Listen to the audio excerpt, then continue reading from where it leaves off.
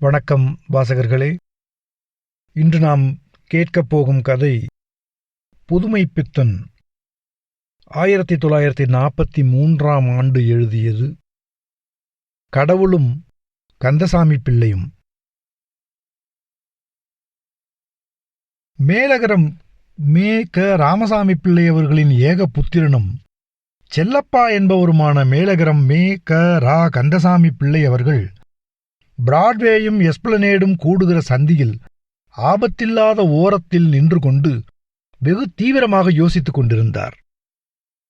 டிராமில் ஏறிச் சென்றால் 1.25 காலனா மிஞ்சும். பக்கத்து கடையில் வெற்றிலை பாக்கு போட்டுக்கொண்டு வீட்டுக்கு நடந்து விடலாம்.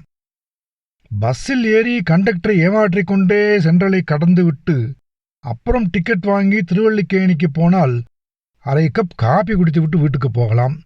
ஆனால் வெற்றிலை கிடையாது. கண்டக்டர் தான் என்னை ஏமாற்று ஏமாற்று என்று வெற்றிலை வைத்து அழைக்கும்போது அவனை ஏமாற்றுவது, அதாவது அவனை ஏமாறாமல் ஏமாற்றுவது தர்ம விரோதம். நேற்று அவன் அப்படி கேட்டபடி சென்ட்ரலிலிருந்து மட்டும் கொடுத்திருந்தால் காபி சாப்பிட்டிருக்கலாம். இப்பொழுது காபி சாப்பிட்டால் கொஞ்சம் விறுவிறுப்பாகத்தான் இருக்கும். இப்படியாக மேற்படி விலாச பிள்ளை அவர்கள் தர்ம விசாரத்தில் ஈடுபட்டிருக்கும் பொழுதுதான் அவருக்கு கடவுள் பிரசன்னமானார். திடீரென்று அவருடைய புத்தி பரவசத்தால் மருளும்படி தோன்றி, இந்தா பிடி வரத்தை என்று வற்புறுத்தவில்லை. ஐயா, திருவல்லிக்கேணிக்கு எப்படி போகிறது என்றுதான் கேட்டார். டிராமிலும் போகலாம், பஸ்ஸிலும் போகலாம், கேட்டு கேட்டு நடந்தும் போகலாம். மதுரைக்கு வழி வாயிலே என்றார் ஸ்ரீ கந்தசாமி பிள்ளை. நான் மதுரைக்கு போகவில்லை, திருவல்லிக்கேணிக்குத்தான் வழி கேட்டேன். எப்படி போனால் சுருக்க வழி என்றார் கடவுள். 2 பேரும் விழுந்து விழுந்து சிரித்தார்கள். சாடி மோதி தள்ளிக்கொண்டு நடமாடும் ஜனக்கூட்டத்திலிருந்து விலகி செருப்பு ரிப்பேர் செய்யும் சக்கிலியன் பக்கமாக இருவரும் ஒதுங்கி நின்றார்கள். மேலகரம் ராமசாமி பிள்ளையின் வாரிசுக்கு 45 வயசு. 45 வருஷங்களாக அன்ன ஆகாரம் இல்லாமல் வளர்ந்தவர் போன்ற தேகக்கட்டு, சில கருப்பு மயிர்களும் உள்ள நரைத்த தலை, 2 வாரங்களாக ஷவரம் செய்யாத முகவெட்டு, எந்த ஜனக்கும்பலிலும் எவ்வளவு தூரத்திலும் போகும் நண்பர்களையும் கொத்திப் பிடிக்கும் அதிதீட்சண்யமான கண்கள், காரிக்கம் ஷர்ட், காரிக்கம் வேஷ்டி, காரிக்கம் மேலங்கவஸ்திரம். வழி கேட்டவரை கந்தசாமி பிள்ளை கூர்ந்து கவனித்தார். வயசை நிர்ணயமாகச் சொல்ல முடியவில்லை. 60 இருக்கலாம், 60,000 இருக்கலாம். ஆனால் அத்தனை வருஷமும் சாப்பாட்டுக் கவலையே இல்லாமல் கொழு கொழு என்று வளர்ந்த மேனி வளப்பம், தலையிலே துளிக்கூட கருப்பில்லாமல் நரைத்த சிகை, கோதிக் கட்டாமல் சிங்கத்தின் பிடரி மயிர் மாதிரி கழுத்தில் விழுந்து சிலிர்த்து கொண்டு நின்றது. கழுத்திலே நட்ட நடுவில் பெரிய கருப்பு மரு, கண்ணும் கண்ணங்கரேலென்று 4 திசையிலும் சுழன்று சுழன்று வெட்டியது. சில சமயம் வெறியனுடையது போல கனிந்தது. சிரிப்பு, அந்தச் சிரிப்பு கந்தசாமி பிள்ளையை சில சமயம் பயமுறுத்தியது, சில சமயம் குழந்தையுடையதைப் போல கொஞ்சியது. ரொம்ப தாகமாக இருக்கிறது என்றார் கடவுள். இங்கே ஜலம் கிடைக்காது, வேணுமென்றால் காஃபி சாப்பிடலாம், அதோ இருக்கிறது காபி ஹோட்டல் என்றார் கந்தசாமி பிள்ளை. வாருங்களேன், அதைத்தான் சாப்பிட்டு பார்ப்போம் என்றார் கடவுள். கந்தசாமி பிள்ளை பெரிய அபேதவாதி, அந்நியர் தெரிந்தவர் என்ற அற்ப பேதங்களை பாராட்டுகிறவர் அல்ல. சரி, வாருங்கள் போவோம் என்றார். பில்லை நம் தலையில் கட்டிவிட பார்த்தால் என்ற சந்தேகம் தட்டியது. துணிச்சல் இல்லாத வரையில் துன்பம்தான் என்பது கந்தசாமி பிள்ளையின் சங்கற்பம்.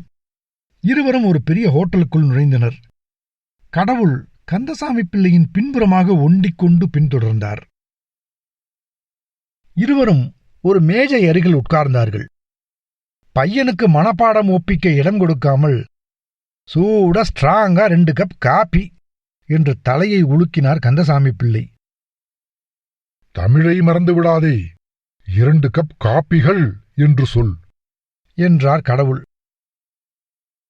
அப்படி அல்ல, 2 கப்கள் காபி என்று சொல்ல வேண்டும் என்று தமிழ் கொடி நாட்டினார் பிள்ளை. முறியடிக்கப்பட்ட கடவுள் அண்ணாந்து பார்த்தார்.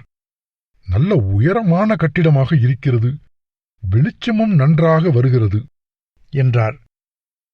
பின்னே பெரிய ஹோட்டல் கோழிக்குடில் மாதிரி இருக்குமோ, கோவில் கட்டுகிறது போல என்று நினைத்துக் கொண்டீராக்கும். சுகாதார உத்தியோகஸ்தர்கள் விடமாட்டார்கள் என்று தமது வெற்றியை தொடர்ந்து முடுக்கினார் பிள்ளை. கோவில் என்ற பதம் காதில் விழுந்ததும் கடவுளுக்கு உடம்பெல்லாம் நடுநடுங்கியது. அப்படியென்றால் என்றார் கடவுள். தோற்றாலும் விடவில்லை. சுகாதாரம் என்றால் என்ன என்று சொல்லும் என்று கேட்டார் கடவுள். ஓ, அதுவா? மேஜையை லோஷன் போட்டு கழுவி உத்தியோகஸ்தர்கள் அபராதம் போடாமல் பார்த்துக் கொள்வது. பள்ளிக்கூடத்திலே பரீட்சையில் பையன்கள் தோற்றுப்போவதற்கென்று சொல்லிக் கொடுக்கும் ஒரு பாடம். அதன்படி இந்த ஈ, கொசு எல்லாம் ராட்சசர்களுக்கு சமானம். அதிலும் இந்த மாதிரி ஹோட்டல்களுக்குள்ளே வந்துவிட்டால் ஆபத்துதான், உயிர் தப்பாது என்று எழுதியிருக்கிறார்கள் என்றார் கந்தசாமி பிள்ளை. அவருக்கே அதிசயமாக இருந்தது இந்த பேச்சு. நாக்கில் சரஸ்வதி கடாட்சம் ஏற்பட்டுவிட்டதோ என்று சந்தேகித்தார். கடவுள் அவரை கவனிக்கவில்லை. இவர்கள் வருவதற்கு முன் ஒருவர் சிந்திவிட்டு போன காப்பியில் சிக்கிக்கொண்டு தவிக்கும் ஈ ஒன்றை கடவுள் பார்த்து கொண்டே இருந்தார். அது முக்கி முனகி ஈரத்தை விட்டு வெளியே வர முயன்று கொண்டிருந்தது. இதோ இருக்கிறதே என்றார் கடவுள். உதவி செய்வதற்காக விரலை நீட்டினார். அது பறந்துவிட்டது. ஆனால் எச்சில் காப்பி அவர் விரலில் பட்டது. என்ன ஐயா, எச்சிலை தொட்டுவிட்டீரே, இந்த ஜலத்தை எடுத்து மேஜைக்கு கீழே கழுவும் என்றார் பிள்ளை. ஈயை வரக்கூடாது, ஆனால் மேஜையின் கீழே கழுவ வேண்டும் என்பது சுகாதாரம் என்று முனகிக் கொண்டார் கடவுள். பையன் 2 கப் காப்பி கொண்டு வந்து வைத்தான். கடவுள் காப்பியை எடுத்து பருகினார். சோமபானம் செய்த தேவகலை முகத்தில் தெரித்தது. நம்முடைய லீலை என்றார் கடவுள். உம்முடைய லீலை இல்லைங்கானும், ஹோட்டல்காரன் லீலை. அவன் சிக்கரி பவுடரை போட்டு வைத்திருக்கிறான். உம்முடைய லீலை எல்லாம் பில் கொடுக்கிற வடலத்திலே என்று காதோடு காதாய் சொன்னார் கந்தசாமி பிள்ளை. சூசகமாக பில் பிரச்சனையை தீர்த்து விட்டதாக அவருக்கு ஒரு எக்களிப்பு. சிக்கரி பவுடர் என்றால் என்று சற்று சந்தேகத்துடன் தலையை நிமிர்த்தினார் கடவுள். சிக்கரி பவுடர் காப்பி மாதிரிதான் இருக்கும், ஆனால் காப்பி அல்ல. சில பேர் தெய்வத்தின் பெயரை சொல்லிக் கொண்டு ஊரை ஏமாற்றி வருகிற மாதிரி என்றார் கந்தசாமி பிள்ளை. தெய்வம் என்றதும் திடுக்கிட்டார் கடவுள். பெட்டி அடியில் பில்லை கொடுக்கும் பொழுது கடவுள் புத்தம் புதிய 100 ரூபாய் நோட்டு ஒன்றை நீட்டினார். கந்தசாமி பிள்ளை திடுக்கிட்டார். சில்லறை கேட்டால் தரமாட்டேனா? அதற்காக 3 பில் எதற்கு? கண்ணை துடைக்கவா, மனசை துடைக்கவா என்றார் ஹோட்டல் சொந்தக்காரர். நாங்கள் காப்பி சாப்பிடத்தான் வந்தோம் என்றார் கடவுள். அப்படியானால் சில்லறையை வைத்துக் கொண்டு வந்திருப்பீர்களே என்றார் ஹோட்டல் முதலாளி. அதற்குள் சாப்பிட்டுவிட்டு வெளியே காத்திருப்போர் கூட்டம் ஜாஸ்தியாக வீண் கலாட்டா வேண்டாம் என்று சில்லறையை எண்ணி கொடுத்தார். 99 ரூபாய் 13 அணா. சரியா? பார்த்துக்கொள்ளும் சாமியாரே. நீங்கள் சொல்லிவிட்டால் நமக்கும் சரிதான், எனக்கு கணக்கு வராது என்றார் கடவுள். ஒரு போலி 10 ரூபாய் நோட்டை தள்ளிவிட்டதில் கடைக்காரருக்கு ஒரு திருப்தி. வெளியே இருவரும் வந்தார்கள். வாசலில் அவ்வளவு கூட்டம் இல்லை. இருவரும் நின்றார்கள். கடவுள் தம் கையில் கற்றையாக அடுக்கியிருந்த நோட்டுகளில் 5ஆவதை மட்டும் எடுத்தார். சுக்கு நூறாக கிழித்து கீழே எறிந்தார். கந்தசாமி பிள்ளைக்கு பக்கத்தில் நிற்பவர் பைத்தியமோ என்ற சந்தேகம். திடுக்கிட்டு வாயை பிளந்து கொண்டு நின்றார். கள்ள நோட்டு, என்னை ஏமாற்ற பார்த்தான், நான் அவனை ஏமாற்றிவிட்டேன் என்றார் கடவுள். அவருடைய சிரிப்பு பயமாக இருந்தது. என் கையில் கொடுத்தால் பாப்பான் குடுமியை பிடித்து மாற்றிக்கொண்டு வந்திருப்பேனே என்றார் கந்தசாமி பிள்ளை. சிக்கரி பவுடருக்கு நீர் உடன்பட்டீரா இல்லையா? அந்த மாதிரி இதற்கு நான் உடன்பட்டேன் என்று வைத்துக் கொள்ளும். அவனுக்கு 10 ரூபாய்தான் பெரிசு. அதனால்தான் அவனை ஏமாற்றும்படி விட்டேன் என்றார் கடவுள். வலிய வந்து காப்பி வாங்கி கொடுத்தவரிடம் எப்படி விடை பெற்றுக் கொள்வது என்று பட்டது கந்தசாமி பிள்ளைக்கு. திருவல்லிக்கேணிக்குத்தானே, வாருங்கள், டிராமில் ஏறுவோம் என்றார் கந்தசாமி பிள்ளை. அது வேண்டவே வேண்டாம், எனக்கு தலை சுற்றும். மெதுவாக நடந்தே போய்விடலாமே என்றார் கடவுள். ஐயா, நான் பகலெல்லாம் காலால் நடந்தாச்சு. என்னால் அடி எடுத்து வைக்க முடியாது. ரிக்ஷாவிலே ஏறி போகலாமே என்றார் கந்தசாமி பிள்ளை. நாம் தான் வழிகாட்டுகிறோமே, 10 ரூபாய் நோட்டை கிழிக்கக்கூடியவர் கொடுத்தால் என்ன என்பதுதான் அவருடைய கட்சி. நரவாகனமா? அதுதான் சிலாகியமானது என்றார் கடவுள். 2 பேரும் ரிக்ஷாவில் ஏறிக்கொண்டார்கள். சாமி, கொஞ்சம் இருங்க, விளக்க ஏத்திக்கிறேன் என்றான் ரிக்ஷாக்காரன். பொழுது மங்கி மின்சார வெளிச்சம் மிஞ்சியது. இவ்வளவு சீக்கிரத்தில் அந்யோன்யமாகிவிட்டோமே. நீங்கள் யார் என்று கூட எனக்கு தெரியாது. நான் யார் என்று உங்களுக்கு தெரியாது. பட்டணத்து சந்தை இறைச்சலிலே இப்படி சந்திக்க வேண்டுமென்றால்... கடவுள் சிரித்தார். பல் இருட்டில் மோகனமாக மின்னியது. நான் யார் என்பது இருக்கட்டும், நீங்கள் யார் என்பதை சொல்லுங்களேன் என்றார் அவர். கந்தசாமி பிள்ளைக்கு தம்மை பற்றி சொல்லிக் கொள்வதில் எப்பொழுதுமே ஒரு தனி உற்சாகம். அதிலும் ஒருவன் ஓடுகிற ரிக்ஷாவில் தம்மிடம் அகப்பட்டுக் கொண்டால் விட்டு வைப்பாரா? கனைத்து கொண்டு ஆரம்பித்தார். சித்த வைத்திய தீபிகை என்ற வைத்திய பத்திரிகையை பார்த்ததுண்டா என்று கேட்டார் கந்தசாமி பிள்ளை. இல்லை என்றார் கடவுள். அப்பொழுது வைத்திய சாஸ்திரத்தில் பரிச்சயமில்லை என்றுதான் கொள்ள வேண்டும் என்றார் கந்தசாமி பிள்ளை. பரிச்சயம் உண்டு என்றார் கடவுள். இதென்னடா சங்கடமாக இருக்கிறது என்று யோசித்தார் கந்தசாமி பிள்ளை. உங்களுக்கு வைத்திய சாஸ்திரத்தில் பரிச்சயம் உண்டு, ஆனால் சித்த வைத்திய தீபிகையுடன் பரிச்சயமில்லை என்று கொள்வோம்.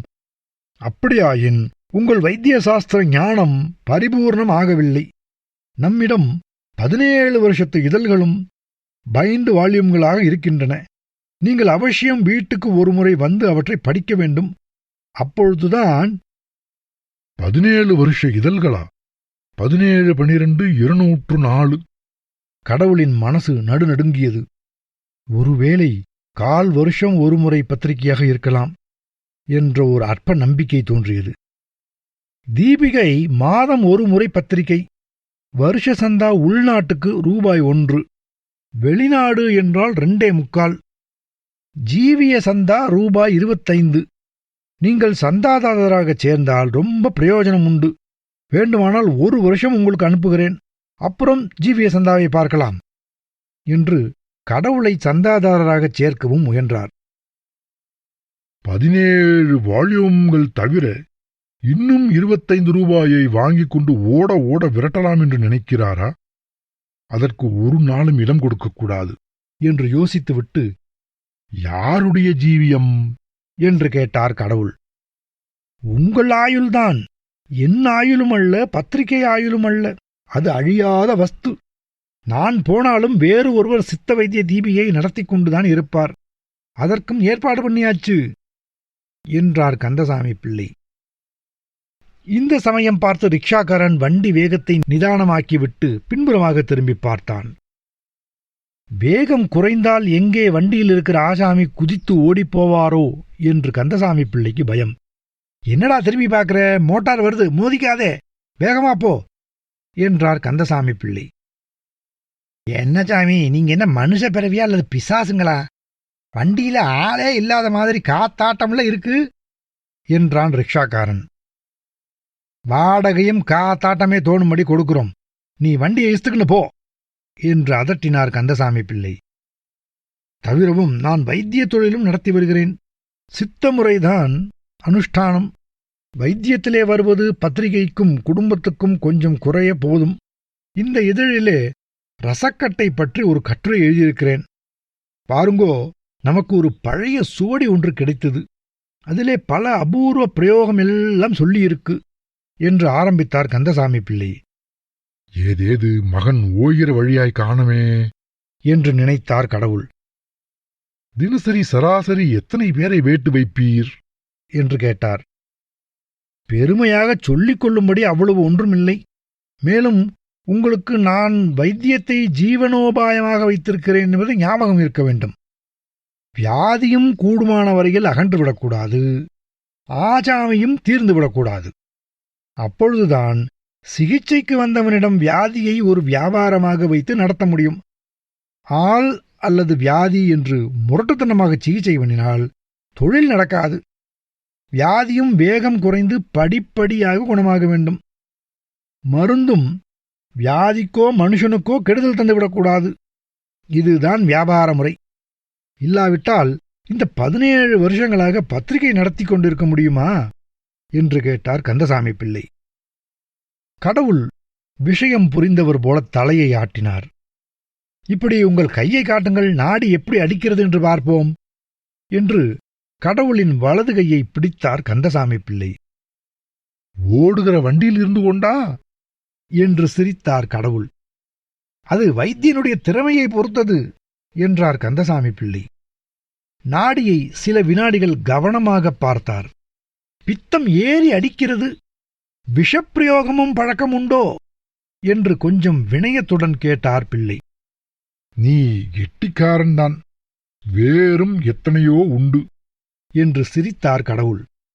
ஆமாம், நாம் என்னத்தையெல்லாமோ பேசிக் கொண்டிருக்கிறோம். அதிருக்கட்டும், திருவல்லிக்கேணியில் எங்கே என்றார் கந்தசாமி பிள்ளை. 7ஆம் நம்பர் வீடு, ஆபீஸ் வெங்கடாச்சல முதலி சந்து என்றார் கடவுள்.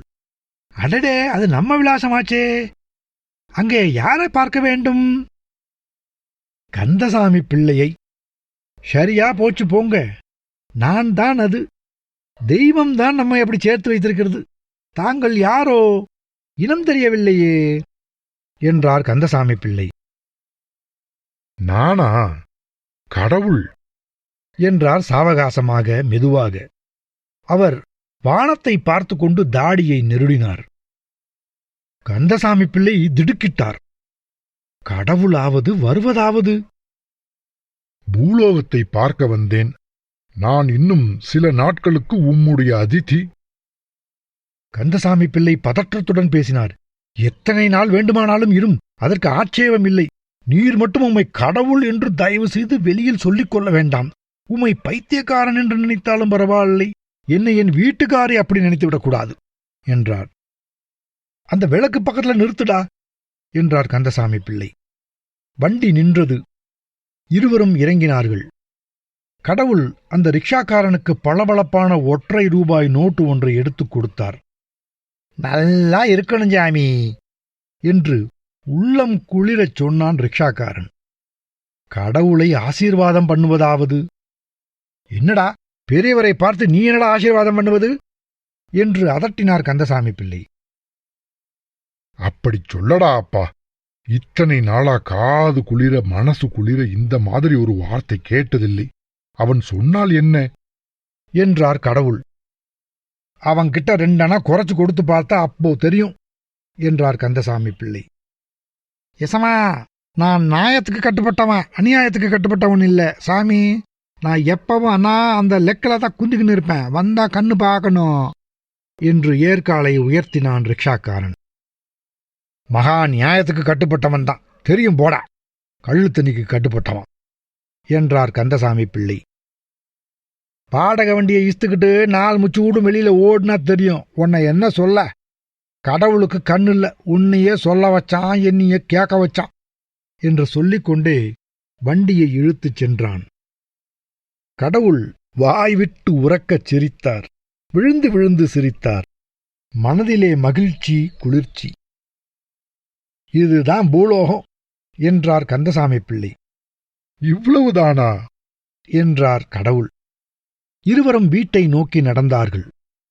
வீட்டுக்கு எதிரில் உள்ள லாந்தல் கம்பத்தின் பக்கத்தில் வந்ததும் கடவுள் நின்றார். கந்தசாமி பிள்ளையும் காத்து நின்றார். பக்தா என்றார் கடவுள். எதிரில் கிழவனார் நிற்கவில்லை. புலித்தோளாடையும் ஜடாமுடியும் மானும் மழுவும் பிறையுமாக கடவுள் காட்சியளித்தார். கண்ணிலே மகிழ்ச்சி வெறி துள்ளியது. உதட்டிலே புன்சிரிப்பு. பக்தா என்றார் மறுபடியும். கந்தசாமி பிள்ளைக்கு விஷயம் புரிந்துவிட்டது. ஓய் கடவுளே, இந்த பிடி வரத்தை என்கிற வித்தையெல்லாம் என்கிட்ட செல்லாது. நீர் வரத்தை கொடுத்துவிட்டு உம்பாட்டுக்கு போவீர். இன்னொரு தெய்வம் வரும், தலையை கொடு என்று கேட்கும். உம்மிடம் வரத்தை வாங்கி கொண்டு பிறகு தலைக்கு ஆபத்தை தேடிக்கொள்ளும் ஏமாந்த சோனகிரி நானல்ல. ஏதோ பூலோகத்தை பார்க்க வந்தீர், நம்முடைய அதித்தியாக இருக்க ஆசைப்பட்டீர். அதற்கு ஆட்சேபம் எதுவும் இல்லை. என்னுடன் பழக வேண்டுமானால் மனுஷனைப் போல என்னைப் போல நடந்து கொள்ள வேணும். மனுஷ அத்துக்கு கட்டுப்பட்டிருக்க வேண்டும். நான் முந்தி சொன்னதை மறக்காமல் வீட்டுக்கு ஒழுங்காக வாரும் என்றார் கந்தசாமி பிள்ளை. கடவுள் மௌனமாக பின்தொடர்ந்தார். கந்தசாமி பிள்ளையின் வாதம் சரி என்று பட்டது. இதுவரையில் பூலோகத்தில் வரம் வாங்கி உருப்பட்ட மனுஷன் யார் என்ற கேள்விக்கு பதிலே கிடையாது என்றுதான் அவருக்கு பட்டது. கந்தசாமி பிள்ளை வாசல் அருகில் சற்று நின்றார். சாமி, உங்களுக்கு பரமசிவம் என்று பேர் கொடுக்கவா, அம்மையப்ப பிள்ளை என்று கூப்பிடவா என்றார். பரமசிவம்தான் சரி, பழைய பரமசிவம். அப்போ உங்களை அப்பா என்று உறவு முறை வைத்து கூப்பிடுவேன், உடன்பட வேணும் என்றார் கந்தசாமி பிள்ளை. அப்பா என்று வேண்டாம் அப்பா, பெரியப்பா என்று கூப்பிடும். அப்போதுதான் என் சொத்துக்கு ஆபத்தில்லை என்று சிரித்தார் கடவுள். பூலோக வளமுறைப்படி நடப்பது என்று தீர்மானித்தபடி சற்று ஜாக்கிரதையாக இருந்து கொள்ள வேண்டும் என்று பட்டது கடவுளுக்கு. அப்படி உங்கள் சொத்து என்னவோ என்றார் கந்தசாமி பிள்ளை. இந்த பிரபஞ்சம் முழுவதும் தான் என்றார் கடவுள். பயப்பட வேண்டாம், அவ்வளவு பேராசை நமக்கு இல்லை என்று கூறிக்கொண்டே நடைப்படியில் காலை வைத்தார் கந்தசாமி பிள்ளை.